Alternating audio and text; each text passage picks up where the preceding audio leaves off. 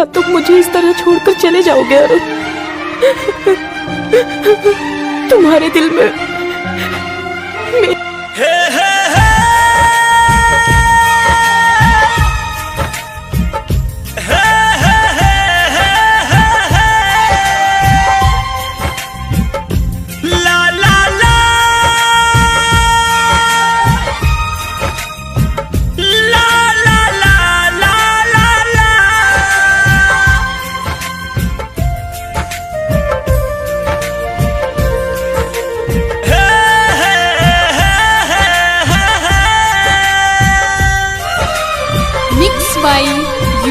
Music presents देवे के जब गम रहे झूठा कसम रहे तो प्यार काहे कैलू हो, प्यार काहे कैलू हो।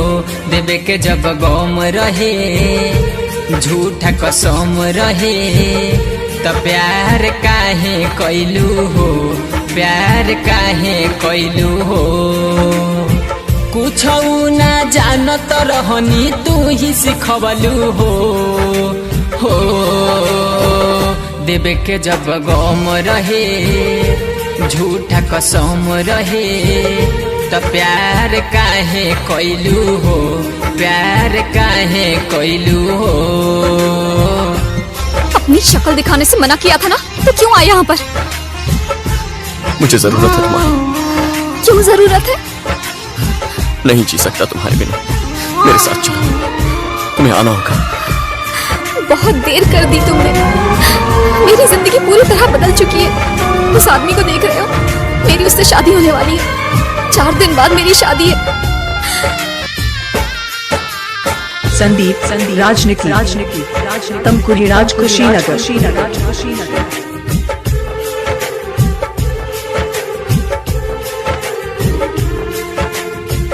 दीवाना बना के हाथवा छोड़ा के हमारा के काहे तू विसार दिहलू तू गम हो तड़पीले हम हो। दिलावा से हमारा के उतार दिहलू। खुशी के तू फूल खिलैलू, तू ही मुरझैलू हो। देवे के जब गम रहे झूठा कसम रहे तो प्यार काहे कैलू हो, प्यार काहे कैलू हो।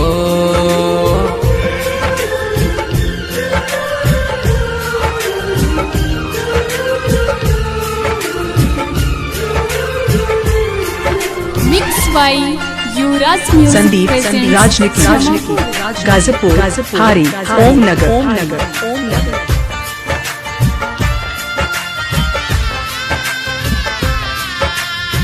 सपना दिखाई के आपन बनाई के हमारा के अपना से दूर कैलू। दुखावा में रहिले केहू से न कहिले, सोचल सपनवा चकना चूर कैलू। यादव तू रंजन के पागल बनवलू हो।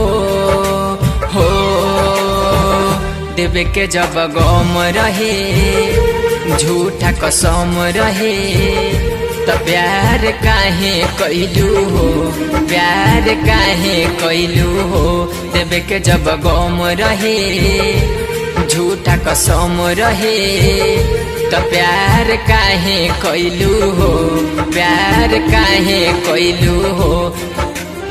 कुछ हम ना जानत रहनी तू ही सिखवलू हो।